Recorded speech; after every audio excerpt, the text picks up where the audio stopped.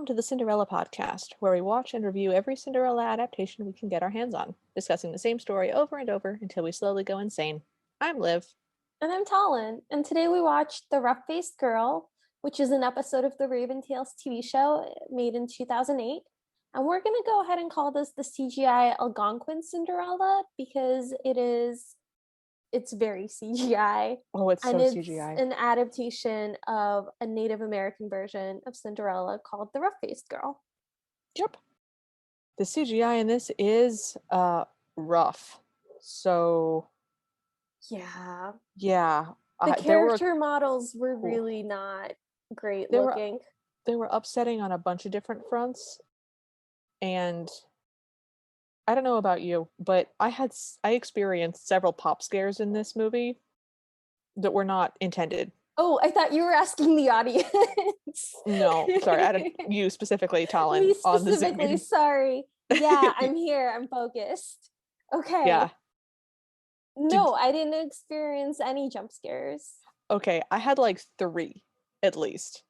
Wow. You had a very different experience than I did. I did. This was not scary. This was in no way scary. This is a 24-minute 3D CGI terrible animated children's thing. In terms of being a Cinderella from a different culture and a genuinely different take on Cinderella, I really enjoyed it. Yeah, I thought the story was really good. Yeah, I really liked the story. I don't have a lot of other nice things to say. I liked a lot of things about it. Okay, we had different experiences. So, Talon, set the scene for us. What happened to you and me just in the last half hour? So the introduction to this episode is like the series introduction, and it didn't make any sense to me, and a lot of characters flashed really, really quickly, and I didn't like it. Oh, yeah. But then the episode begins, and we see an island, and the captions tell us that a frog is narrating this. And she says, with the end of winter comes the warmth of spring, and there are contests of skill of all kinds. And it kind of shows us this tree that has a target on it, and then it pans to a boy shooting a bow and arrow at it, and he hits the target in the center. So here's the thing. When you say boy, our listeners are going to conjure up the image of a human child. Yes. Do you want to try again? Well, the animation looked really lumpy, and he just kind of looks like he has like a slabby, like everything looks slabby. This is an adult in a child's body. This looks like somebody with dwarfism, which is fine. It's just that it's being presented as a child, and it's terrifying. Also, I missed the bit in the subtitles where it said that a frog was narrating. So I just assumed that we were getting just a narrator that is narrating. And so when the frog showed up, I was really caught off guard because I missed that critical subtitle. I was expecting the frog. I was not. I was well warned in advance. I missed it. So there are 4 children there. There are 4 beings. There are 4 humanoids in this scene.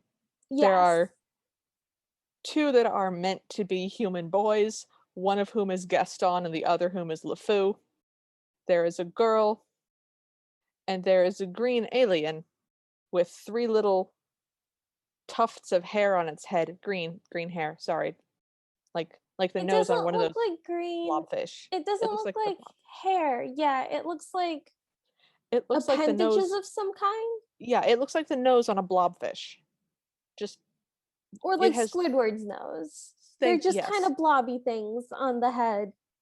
And it has a upside down red crescent on its forehead that looks like a bat'leth.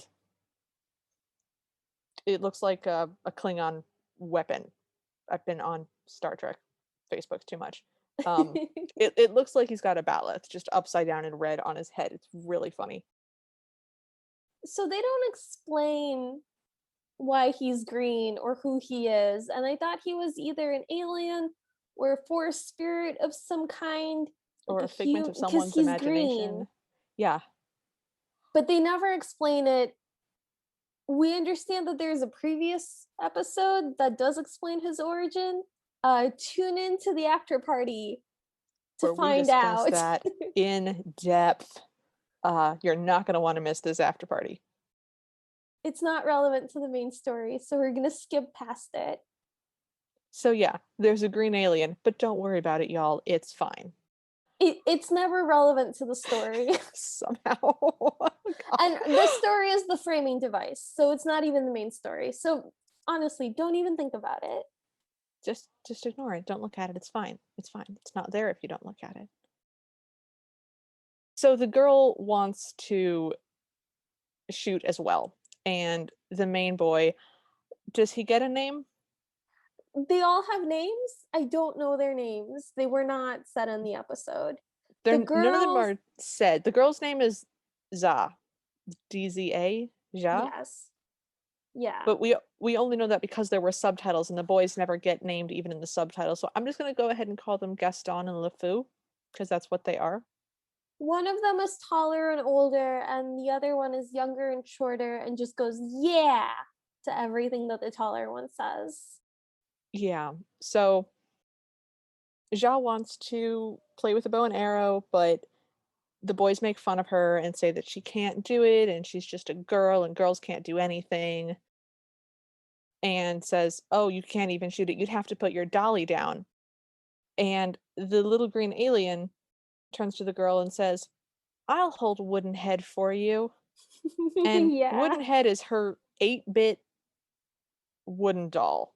It's just His design was so intricate and so ooh. beautiful. It was the most well animated thing in the entire show. Oh, the alien? No, Wooden Head, Oh, the Wooden Head. doll. Yeah. I was caught off guard by how 8-bit it looked. I was expecting Mario to show up and bonk somebody on the head. The designs were all very angular, and it had like two faces on it with like a lot of teeth in like a very rectangular mouth. It was incredible. I would like one. Wow, we had such different experiences. So the larger boy mocks her and says, "You probably wouldn't even be able to hit the target." So Ja takes the bow and arrow and shoots and does indeed hit the target. Not the But center of the target like the boy did, but she's well within the target. oh yeah, she's definitely hit the target. And so he makes fun of her and says, "It doesn't matter. It was probably just luck." And she goes, "It's not luck. It was skill." And he just does mean boy stuff where he goes, "Well, you're too weak." And she goes, "I'll show you too weak," and runs at him very slowly. He has a long time to watch her run towards him and decide to do nothing. She tackles him to the ground and begins to choke him to death. Well, she sits on him. I mean, she's And got him in a chokehold. yes, Uh, she puts him in like a headlock. It's yeah, kind of great. it was a good moment, and his little friend responds with like, "Oh, she beat you," Which and shows that he's just a hype man who yeah, loves to mock and is not like particularly loyal to anybody. And I yeah, love that kind of like just hype. opportunism. Hmm. So our larger boy child says, "Well, by the way, the voice acting in this, if you told me that it was all done by a very good robot, I would believe you." It was oddly stilted.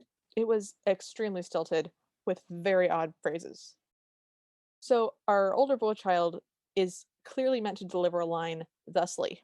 "Well, you're ugly, and ugly girls go out to live in the forest with Zunakwa." But what he says is, "Well, you're ugly, and ugly girls end up in the forest with Zunakwa." And it's just it sounds like a robot. The diction was odd. I'm willing to just chalk it up to cultural differences. It wasn't great. So we're going to be delivering lines like humans do. That's not the experience that we had. We're upgrading your experience, dear listener. As we strive to in all things. We do find out that the green alien thing is named Klindux at this point. Yes. This won't matter, but It's in both of our notes, I assume. Does it make it into your notes? Yes. Okay. This is not relevant, but I was like, it has a name. It has a name. We can look it up. What is Glindux?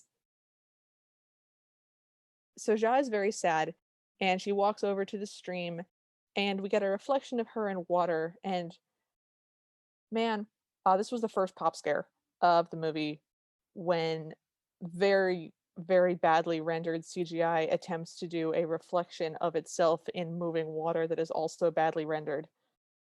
It was alarming. I think we both jumped. I didn't jump, but I definitely want like, oh, okay. We both made vocal exclamations of surprise and alarm. It was scary. But then there's a frog. It's a very big frog. It is an adult human sized frog sitting in a kind of human way on a rock. Like it's not squatting with the front Oh, legs between the hind legs. It's sort of reclining on its this is a butt. this is a semi-successful declining cougar at a bar. That is the sound of this frog. This frog is a divorcee that is hunting, or possibly someone who is going to become a Disney villain in about 2 weeks. It was a very like rich voice. Yeah, it was very it was uncomfortably sultry. Later it turns into Gollum, and I hated it even more then. So yeah, divorcee barfly frog voice made me unhappy. So the frog goes, "Do you really think you're ugly?" And then I have in all caps in my notes, frog, because it was very big. It was. And the girl, can you say her name again for me? So it never gets pronounced, but I it's know spelled it's spelled DZA. DZA. I assume that's pronounced Ja. Ja. That's what I Okay. assume it's pronounced. If we're wrong, please write to us at cinderellapodcast@gmail.com and tell us that we're pronouncing it incorrectly. We'd love to learn. I mean, we could also watch the first episode. We don't love to learn that much. It's less than that. It's a lot, but it's less than that. Oh boy. So Ja goes, I don't know, maybe. And the frog tells her, oh, I know of another girl much like you. And starts telling her the story of Cinderella, basically. Hmm. So the story starts with a girl who didn't think she'd ever become anybody of any importance. And she lived far from here in a village with her poor father and two older sisters. And in this one, there is no stepmother and there are no stepsisters. They're just two older sisters and they just suck. Yep. Not for any reason. Nope, they just do. So we don't get a name for this girl until later, but she's later called the rough-faced girl. Hmm. Or rather, she's just called rough face. So the physical depiction of our Cinderella is, of course, the same as Ja, our heroine from the framing device. I think they have slightly different hairstyles. Come on. Very slightly different bangs. These girls are wearing licorice on their head. The hair is alarming. I appreciated the effort. Oh, I the thought effort of it was what? nice that they tried to make them look a little different instead They of look just reuse. Okay. they are identical. You have face blindness. What are you talking about? Yeah, You that's forgot why I wore I was glasses. looking. That's why I was looking at the details. I was trying to orient myself. Okay, so one of them, their bang is more to the left, and one of them, their bang is more sort of even, but their face bits are identical. Oh yeah, no, it was the same face. Jesus Christ. So Okay. anyway, rough face's job. I hate calling her that. That makes me so uncomfortable. Yeah, but that's her name. She never gets another game. We can Rough call her face's Cinderella. job. We can call her Cinderella. Let's Let's call call her her Rough Face since that's what she's called in the story. Okay, let's call her Rough Face, but we don't like it. Let's commit to this. All right, fine. So Rough-Face's job is to keep the fire burning because her father is very sick and he needs to keep warm. And Mhm. because she's always at the fire, her hands and face became rough and her black hair became brittle and scorched. Yes. Yes. And the sisters never help, and they name her Rough Face. But the way this happens to us in our ears, the way we hear this, is they go, raw face, rough face, rough face. You sound like a Pokemon. God damn, that's a rough face Pokemon now. What does it do? It throws glass shoes at you. Makes it midnight. Oh god. No, I refuse. I will not go down this rabbit hole. I'm turning back. So So we see Rough-Face have one single tear go down her cheek, and outside of the story, Ja asks the frog, "Was she always sad?" And the frog goes, "Oh, indeed." yes, because she believed her sisters. And so, because she believed her sister, she starts only going out at night and only to gather wood. And then it shows her doing so. And she walks past all these spooky trees because they're all barren and they don't have leaves yet. Mhm. The frog tells us that Rough-Face's father rewarded her with the only items he had that were of any value, which is a beautiful golden blanket and a string of lovely shells that she wears around her neck. Mhm. And we see her picking up a stick, and then she sees through the distance very spooky smoke. What she sees is gray paisley. Just gray paisley design floats up into the air. It's just big smoke and it's gray and it's far away, and it surprises her enough that she drops the wood in her hands. And the frog tells us, then one night everything changed. So she follows this smoke to a massive wigwam. It is the biggest wigwam that she's ever seen, and it's covered in paintings that seem almost alive. And we see pictures of a bear that doesn't move. Yeah, none of the pictures move, but we're told they move. We're told they And move, which is a weird thing to do in your own animated movie. yeah, what I want to say is my note for this scene is cool music. I thought the sound design in this was like very, very good. And I really enjoyed the like sort of magical something interesting's about to happen tingliness of the music. The music ranged from well done children's show music to, oh no, I forgot I had a thing that was due in 20 minutes. Here you go. It does get tense at some points. It I really enjoyed that. I thought it was very like there's a atmospheric. wide range. So we are told by our divorcee frog that Roughface walks up to the wigwam and sees, quote, a beautiful bird standing guard. My notes go, if you say so. There's a terrifying bluebird. It It's is roughly the it's size of Rough-Face. yeah, it's the size of a human child. A 6-year-old. It looks like it's wearing teal sunglasses and a polo shirt. I want to be clear that it's not actually wearing clothes, but the design on its feathers and its coloration, it looks like it would fit in with the evil thirsty boys from our Sixth Street Cinderella. Just teal sunglasses, popped collar, polo thing on the chest. It's a bird. It's not wearing clothes, but it's bright blue. We find out later that this is a raven, which If aren't you say blue. so. They tell us it's a raven. Yes. Ravens aren't blue, although they do have like a blue sheen in the right kind of light. But still, I feel like you could have made this bird black with blue highlights rather than blue with teal highlights, and that would have. I mean, considering this bird is like 4 feet tall and has a giant like beak and also talks, I'm fine with it being a blue raven. I think that's neat. That's fine. Um, Okay. I love that every time this bird is referred to in the narration, he's referred to as a beautiful bird. Oh, it's great. It's It's amazing. I would also like to have a descriptor before my name that everybody calls me by. I'm gonna ponder what it should be. we're gonna have that question in the after party. So Rough-Face sees this beautiful bird standing guard, is what the narration tells us. In reality, this bird is just sleeping on the rock. So Rough-Face walks up to the bird and says hello, and of course this wakes the bird up, and she apologizes and says, I saw your smoke.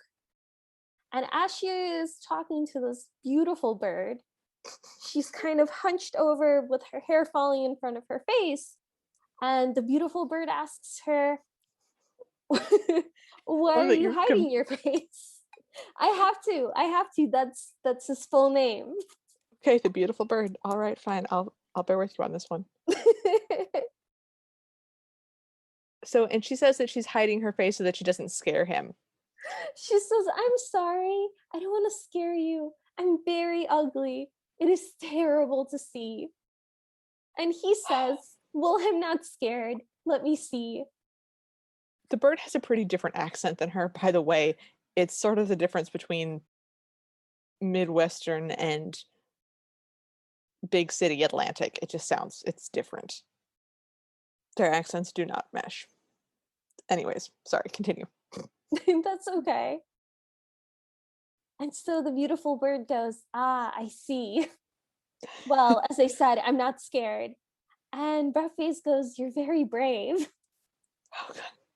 And he tells her, it's not a big deal. Nothing is that scary when your brother is the Great Spirit. Okay, I have to jump in for a second. When the bird says, I'm not that scared, we get exactly 3 notes of music and then a womp womp kind of sound. And the bird says that his brother is the Great Spirit, but the captions say that his brother is the Great Spit. Oh no. The captions are pretty off. There's just a couple of letters will vanish, like laughing will become lef glu. So it's fine.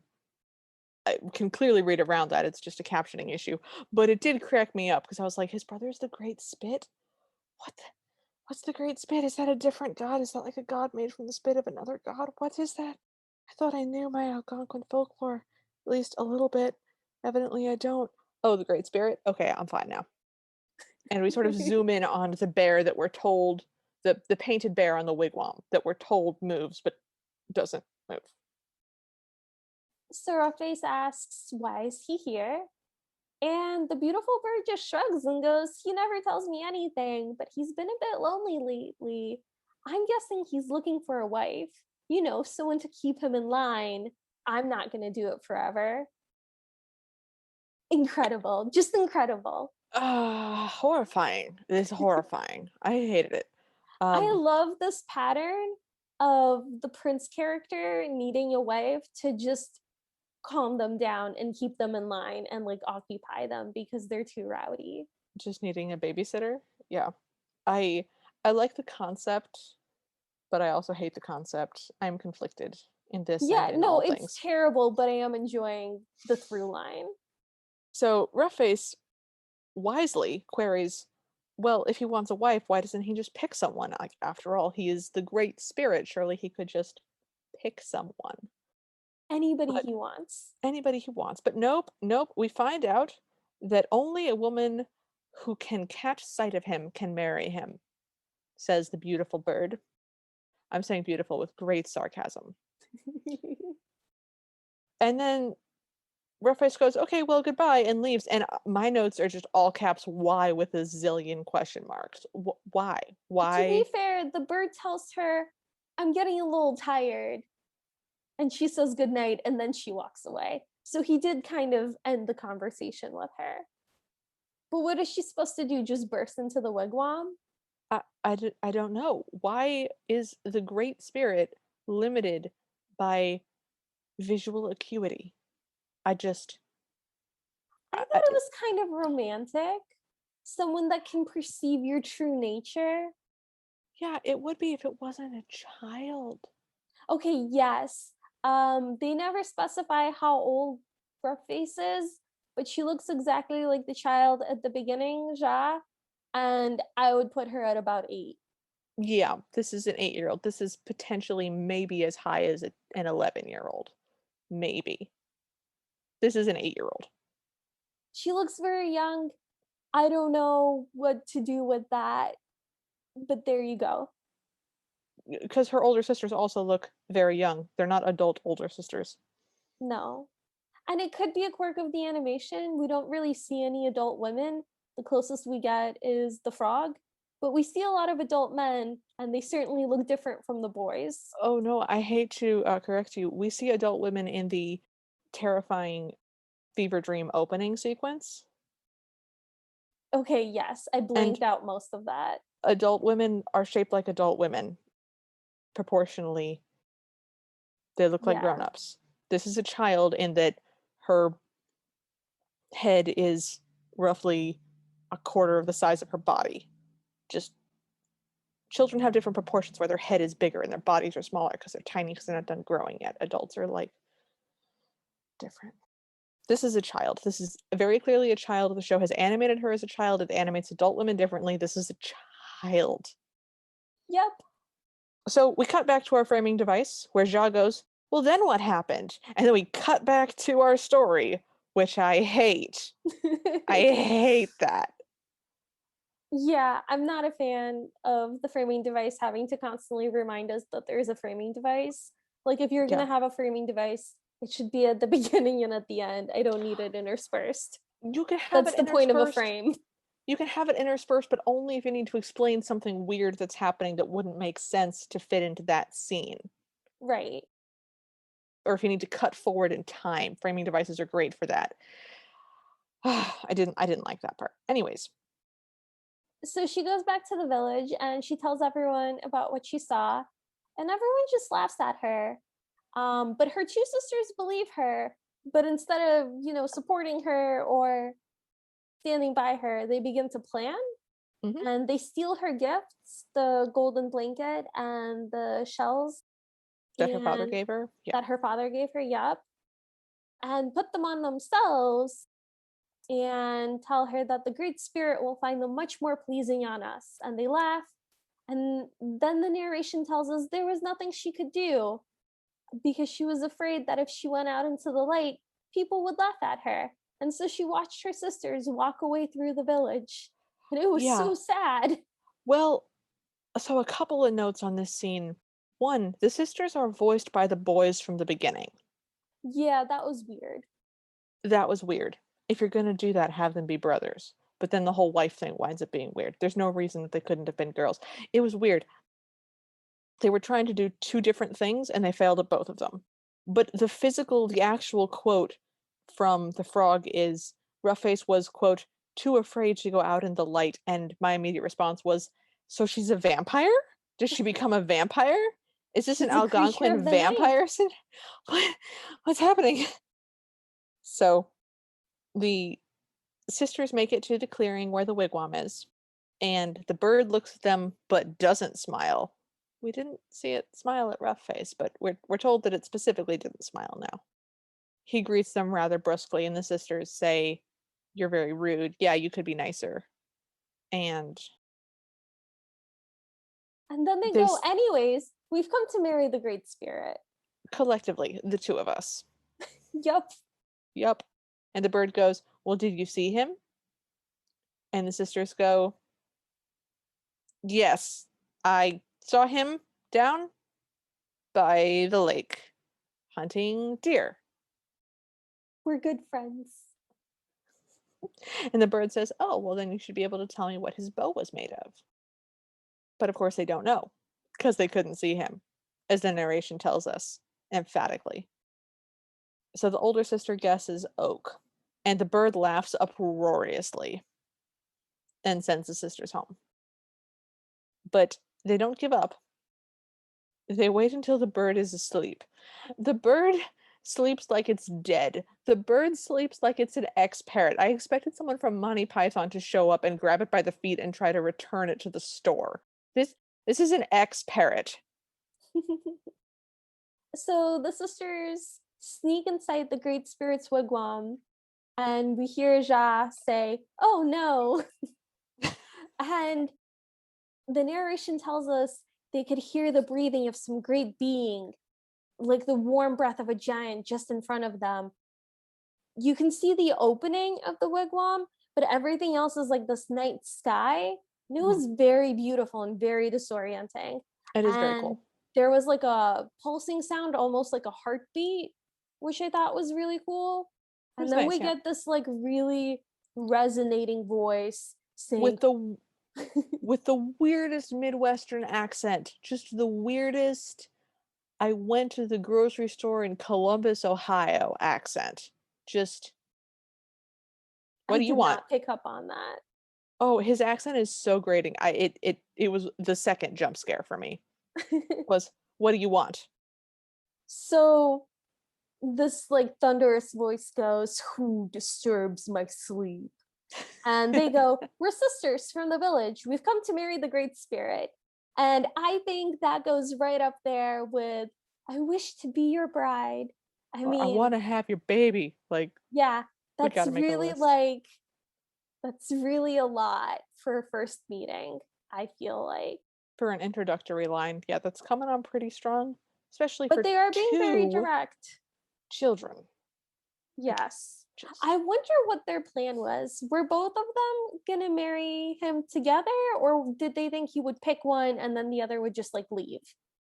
I think the Gaston sister was gonna marry him. The sister is Mm. voiced by the same boy that voiced the large boy from the beginning. So when I say the Gaston sister, that's I'm being very literal. And I think that the other sister was going to be sort of a beneficiary in-law. Oh, okay. That's what I Just like think. a And you live with us BFF now, and built in. yeah, Yeah. and you live with us now and we take care of you and you get to have a life of luxury. You don't actually get to marry the most powerful being, but you get a lot of the benefits. I don't I refuse to think that there is a sister wives concept going on with this. I refuse. Okay. Where are we? So so Dear after God. they say they've come to marry the Great Spirit goes, "Fine, I wish to marry as well." Oh God. Which was phenomenal. He's so Fine. blasé about it. He's like, "Okay then." Fine. Fine. Whatever. This cool man. He says it in a very transactional sort of way, like, "Ah, yes, you will do A and I will do B, and then together we will achieve our goal C." Yeah. It's bizarre. But I liked it. So he asks them, "Can you see me?" And they're like, "Oh yeah, we can see you." Well, he says, I'm gonna ask you one question, just answer me truthfully. Can you see me? Ah, yes, that's important. Mhm. And they're like, yes, of course we can see you. And he There says, is nothing but darkness and stars on the screen, by the way, so oh they're yeah, definitely not seeing him, and they're neither one are we. they're lying. They can't see him. We can't see him. He goes, okay, if you can see me, then what am I holding? And the little sister goes, a gift for your new bride. And the big sister goes, a beautiful feather. And the Great Spirit laughs pretty raucously at them. Yeah, in fact, he laughs so hard at them that the narration describes them as stung, and they Mhm. run away in anger and fear, and they never come back to that place or the village they left behind. And that's it, and we never see them again. We never see them again. As they run away, they drop the father's gifts. Oh, yes. So like the golden blanket falls off and the string of shells falls off, and they keep running. That And is then we important. never see them again. Yes, thank you. That is important. I had forgotten that. So we cut from that to Roughface wakes up and, literal quote, and somehow knew what she had to do. And so she wakes up and just sits up and goes, I'm going to go outside. My Yeah. sisters took my stuff, my blanket and my shells. Father, do you have something else for me to wear? She's wearing clothes right now, by the way, guys. She's wearing a triangle with sleeves. It's sort of It's blue. a dress. She's wearing a dress. She's wearing a triangle. It's a triangle. So the It's father meant to goes, evoke a dress. I agree with you. It is meant to be a dress. So she asks her father if he has anything else for her, and he says, I only have these old moccasins and these moth eaten old fur. She says, that's fine. And he goes, where are you going? And she goes, oh, I'm going to marry the Great Spirit. And her father goes, okay, have fun then. Literal quote, okay, have fun then. I love it. I just Have fun storming the castle. have fun storming the castle. So she leaves in her moth-eaten rags and old moccasins, and everyone laughs at her, but she literally cannot hear them now. And she walks through the forest, and we see trees turn green and flowers bloom in her presence. And she suddenly knows now that she is seeing the Great Spirit in the beauty that is all around her. And she goes back to the wigwam, and the bird, very upsettingly, goes, "It's good to see you, little one. Child, why are you here?" And she's like, "Oh, I'm here to marry your brother." And he's like, "Oh, that's awesome. Child." Ugh. So the beautiful bird asks, "Then you can see my brother?" And she goes, "Yes, I can. I see him in all things all around me." And the beautiful bird goes, "Of course. And then you must know what his bow is made of." And she thinks for a little bit and she goes, "It is the curve of a rainbow, of course." And the bird smiles at her and says, "I believe these are yours," and hands her the blanket and the shells that the sisters dropped because he had picked them up and saved them for her. Mhm. And there's happy music, and she puts them on. And as she puts them on, the roughness of her skin falls away and her hair grows long again, is what the narration tells us, but her hair stays exactly the same length. It just Well, looks less frizzy. so it moves of its own volition. Her 3D uh, dreadlock Twizzler hair just attacks her violently and then becomes smooth and does not have brown smudges on it any longer. But yeah, again, does not become any longer. Talon and I were both very upset about this. Yeah, I didn't love that.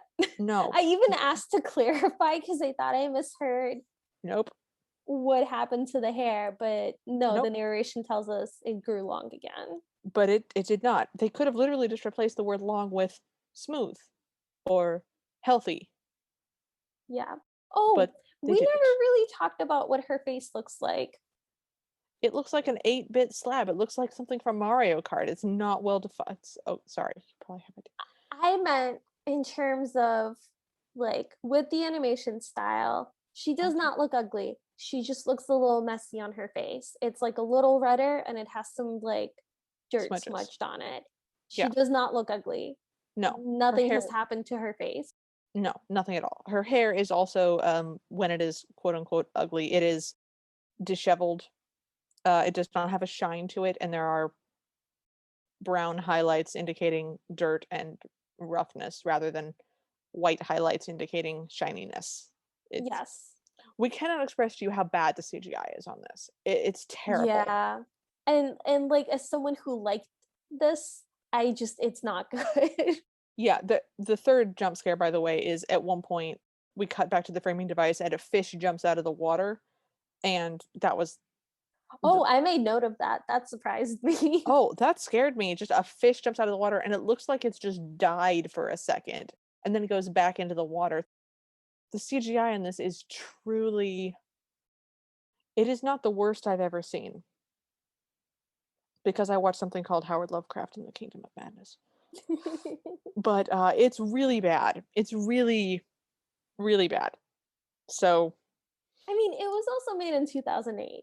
It is, to clarify, bad for 2008, but I do want to say that in its defense. okay, fine. It gets 2 points back out of 100. No, it's still, no, I thought not at I'd all. try. So, anyway, the beautiful bird says, "Go on now, he's waiting for you." And she goes into the wigwam, and again, we see the opening of the door inside this black sky with stars everywhere and like all the whooshy noises. And we hear the resonant voice again go, "Who disturbs my sleep?" And she goes, "It's just me, rough face." It is I, Aladdin. A diamond in the rough. Anyway. Now we have to watch Aladdin. Anyway, so the Great Spirit says, "Ah, my beautiful bird speaks well of you. He wishes me to marry you. Answer and do not lie. Can you see me?" And she says, yes, I see you. And he asks, what is it I hold in my hands? And we actually see this outline in like faint blue in the night sky of a giant open hand. And she looks at it. So By the this is way, what she's seeing. so giant, by the way, meaning that the palm, excluding the fingers, is as large as the child. Yes, it is Just to give very you, large in the sky. yeah, and it's outlined in blue. And yeah, what am I holding? And she looks at his hand and she goes, well, you're holding the stars.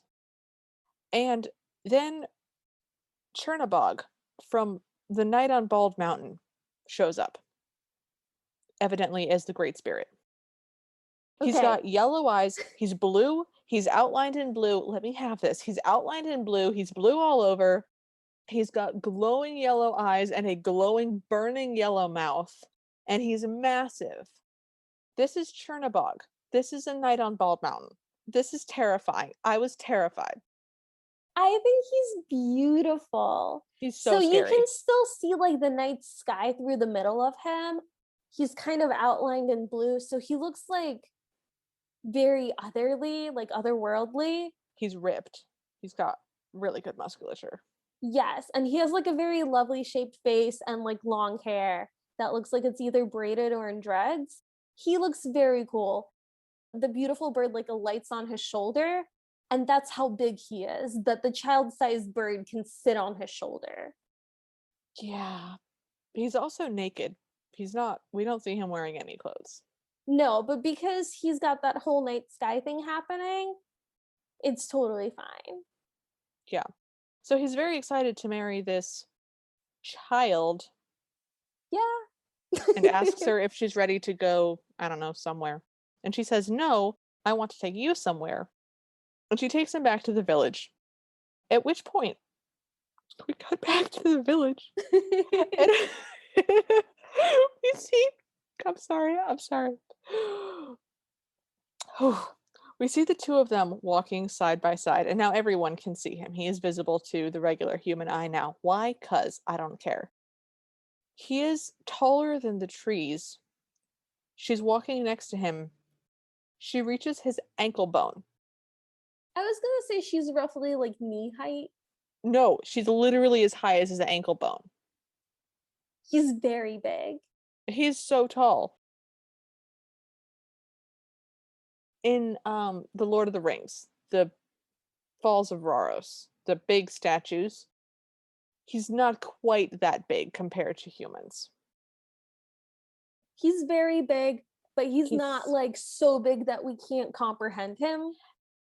Think about if you have like a Yorkie or a Chihuahua next to a Great Dane or something. Yeah? It's like that size differential. Yeah. Yeah. It's incredible to see. I loved it. So she comes back to the village and the villagers basically say, "Oh, Great Spirit, what are you doing?" I don't have most of these We're lines. honored to see you and your beautiful bird. So she goes to get her father, Okay. and everyone in the village is confused because they don't recognize her. They're like, who is she? I've never seen her before. The Great Spirit kind of laughs at them and goes, no, I guess you have never truly seen her, but you do know her. That was my And favorite then moment in the whole thing. BT Dubs. That moment. he's such a good boyfriend. He's such a good boyfriend. Setting aside the fact that he's dating a 8-year-old. Yeah.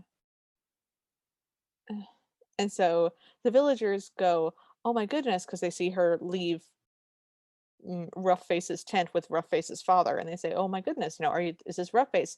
How can this be?" And they beg her to stay. They say, "Please stay. You've brought great beauty to this place," because the trees are, I don't know, Green extra now. green, and the Spring has flowers are come and everything's spring. beautiful and there's flowers everywhere. She says, "No, the beauty's always been here. My gift to you on my wedding day, I'm 8. My gift to you on my wedding day is to be able to see the beauty that's all around you." And then they walk into the forest and become invisible. No, you forgot my favorite line. Oh, So good. then the father goes, So you're the boy marrying my daughter. Oh God, I missed that whole And thing. the great It spirit goes, that is my wish. And the father goes, well then, isn't that something? And then they disappear from sight. They just walk into the distance and fade out. yeah, and we are left with no processing time whatsoever. We cut back to our framing device where Ja says, "Is that true, Frog?" And the frog goes, "Yes." And Ja goes, "Was she beautiful?" And Ja goes, "Yes. Would you like to see her?" And then literally turns into Gollum and leads her like Frodo to the gates of Mordor up this weird rocky thing. The frog starts hopping away in a very frog-like fashion, which It is does. disturbing after seeing her sitting kind of person-like and talking to us. It's So very it's like Gollum. very I didn't like it. animalistic I and didn't weird. like it. It was uncomfortable. Yeah, so she comes to this rocky outcropping and she just hops up the rocks out of sight. Well, and Ja runs past the kids from before, from the archery competition, and the Hmm. alien. And they say, "Where are you going?" as she runs past. And she goes, "To see the wife of the Great Spirit," and just continues running. And the kids respond appropriately with, like, uh, wait, I want to come too. And the two boys and the alien child follow them. And they get to a very steep, rocky place. And the frog hops up, and Ja drops her 8-bit wooden Mario doll and climbs the rocks. And the boys sort of hesitate, and the alien hesitates, and they follow her. And the frog sits on an overlook and says, "There she is," and points to a cloud. The cloud takes a really long time to very disturbingly turn into our main girl's face. Kind of, vaguely. Kind of. And Like if but you say so. if you say so, and I could get what you're going for. I'm willing to follow you on this one. And Ja goes, "She looks like me." And the frog goes, "Yes." And Ja goes, "She's beautiful." And the frog goes, "Yes." "Do you still think you're ugly?" And Ja goes, "No. They're just silly boys. What do they know about anything?" And then we get a zoom out cut of all of the humanoid beings and this weird anthropomorphic Gollum divorcee frog staring at a cloud that looks like sort of a human face. And then we're blessedly done. Ah, well, we see right after she says, boys, what do they know about anything? It pans to the boys with the alien guy, Klundux, and Sure.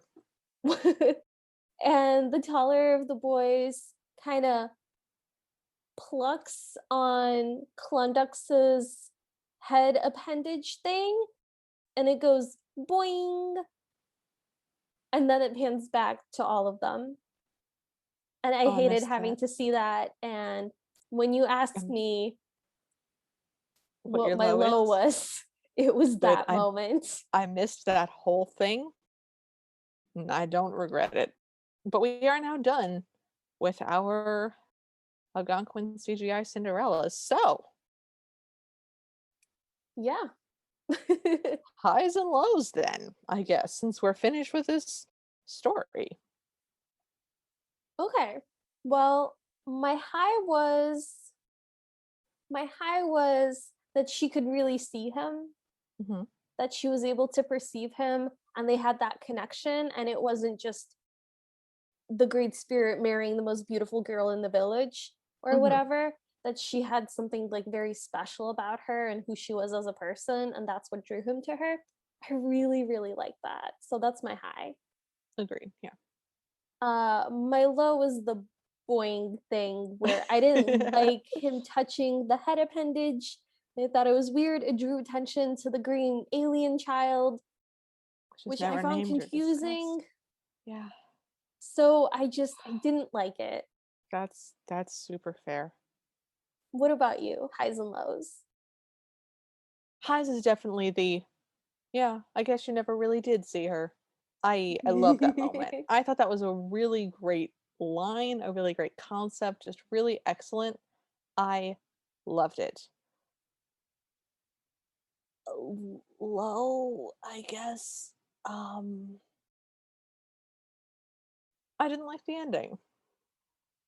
Oh, really? Yeah, the boys, what did they know? Oh, I thought you meant the ending of the Cinderella. No, I didn't like that either. But the ending of our actual story of Ja being like, "Boys are stupid, what did they know?" Like, that's not the moral of the story. The moral of the story is you create your own beauty, you find your own worth. The opinions of others don't matter. It's not that they're stupid, it's that their opinion is not relevant to your sense of self. Yeah, like Roughface holds her head high when she walks through the village and she like people are laughing at her and she just doesn't hear them. She She doesn't literally care. doesn't hear them. Yeah, she sees the beauty in the world around her, and that's and her gift to them is giving them the ability to see the beauty in the world around them, which I sort of got the sense was always there, but they just failed to notice because they're stupid. So Quite possibly. I didn't like the childish boys are dumb aspect. Like, I didn't Right. like that.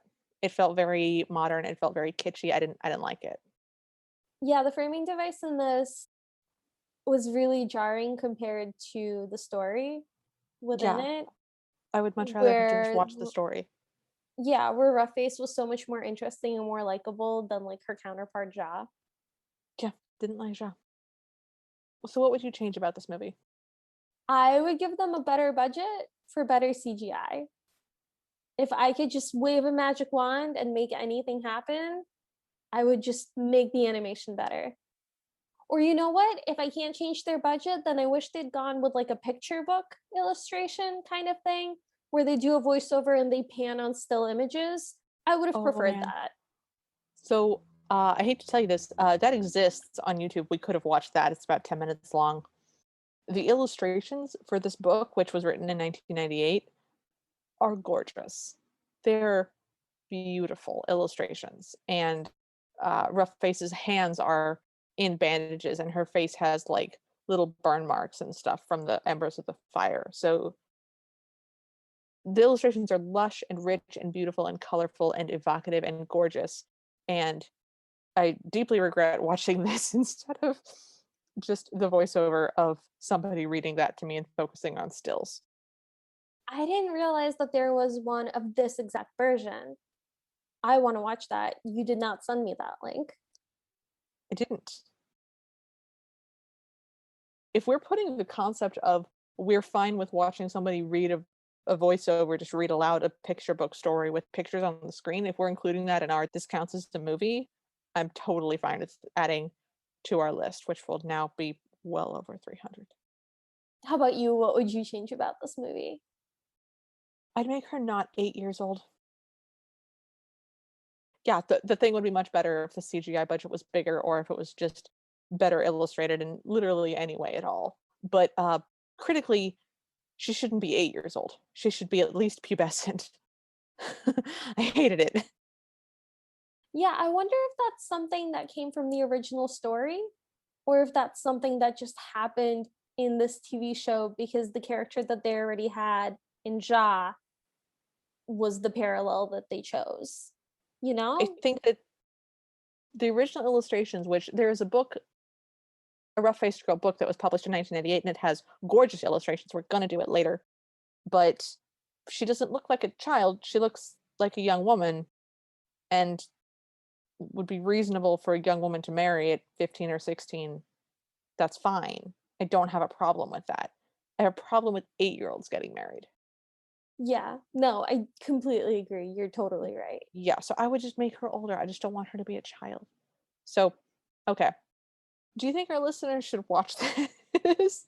Yeah, I think our listeners should check this out actually. This is a really different version from all the other ones we've reviewed. If you're curious about Algonquin folktales, then check it out. So, I'm gonna go with no, but go watch the YouTube version of the book being read aloud to the pictures, which we're gonna do, at another time. We're going to do that one later. The CGI in this one is terrible, and the voice acting is terrible. And there are a lot of things about it that are frustrating. I don't recommend that you watch this. Also, it's pretty much only available if you rent it through Hoopla, and my Or library on a wasn't. DVD from your local library, which I know Yes. for a fact. It was strangely difficult to find and get a hold of, whereas the YouTube one is just on YouTube. So don't watch this one. Definitely read the book or watch the YouTube version of somebody else reading the book to you. I will say, I thought that there were enough like weird, quirky, funny moments, especially in the dialogue, to hold your attention, that I think most people who watch it would get a kick out of it. Okay, if you say so. That's my Well, opinion. all right, you're entitled to your opinion. Will you ever be watching this again? No, I don't think so. Yeah, no, me neither. Absolutely not. This was not Although, horrible, but it was both not weird enough and not engaging enough to be worth watching again. although I am intrigued enough by the framing device that I may watch the first episode where they explain it, and quite possibly the episode that explains Where the alien Klundux. came from? Yeah. Yeah, why there's an alien as a Yes. character? Just because I'm kind of fascinated. So probably not, but maybe. Yeah, this is a hard pass for me. This is a one and done for me. I'm out. I'm done. So, I guess this is time for final grades. What are you giving this version of the Cinderella as a grade? I'm giving it a B plus. Wow, okay. I found the experience very enjoyable, other than the really, really bad CGI and the kind of questionable voice acting. It was like a really fun story, and I enjoyed it. And I thought overall the character design was like fine, and it was really good for the great spirit. Okay. You look stunned. I am stunned. I knew you were going to give this a higher grade than me, but I am still a little bit stunned. I'm almost I'm afraid to ask. I'm giving this a C. Oh, okay. This was a fascinating Cinderella. I loved this as a story. I love this as a different cultural experience. I happen to know that they screwed up the story. Like there are beautiful versions of this, and there are better illustrations, and there are better. Literally, if they had just shown us the pictures that are illustrated in the book, it would have been better, quote unquote, animation. Mm-hmm. So all the minus points are I don't like it when children get married, and you did really, really, really badly with all of the technical aspects of this. It just extra badly. You went out of your way to be bad about this. I didn't like it. You had pop scares with just looking at people. It is the animation quality of a really bad 3D knockoff of like a Pixar movie that is banking on people confusing it for the Pixar movie and Oh, buying it okay. for like $5. Yeah, it was terrible. So it's losing basically all of its points on production quality and voice acting and character design, etc., etc. And there's an alien. But as far as the Yeah. story itself goes, the story itself was enjoyable. I did not have a terrible time watching this. At no point did I want to stab my eyes out. So yeah, I give this a solid C. This was a fascinating, different view into a different Cinderella. Well, it's almost midnight, so thanks for joining us. If you liked this episode, please leave us a rating or a review. We'd love to hear from you, so follow us at CinderPod on Twitter and Instagram, like our Facebook page, or email us at thecinderellapodcast@gmail.com. If you want bibbity bobbity bonus episodes or to hear us discuss this week's Cinderella, but with more adult questions, language, and beverages, join us in the Ever After Party at patreon.com/CinderPod. We will be discussing the green alien baby. Oh, we sure will. Our intro music is Bad Ideas by Kevin MacLeod. You can find him at incompetech.com. So, Liv, what are we watching next time?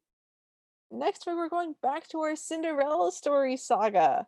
We're watching Oh, Cinderella story If the Shoe Fits, that was made in 2016. I don't have any idea how to feel about this. So I'm not going to make any predictions because hated the first two, really enjoyed the last one. I have no expectations about this, but it is 93 minutes long, so we're gonna experience that. I have slightly higher expectations than usual just because it's called If the Shoe Fits, which implies that there is a shoe and they understand that Cinderella stories need a shoe. A shoe? Yeah, I don't know if that inspires confidence in me or not yet. It's a low Hmm. bar, but I'm hopeful. Okay, well, we'll see. We'll see what happens. Okay, well, until then, we hope you have a happily ever after.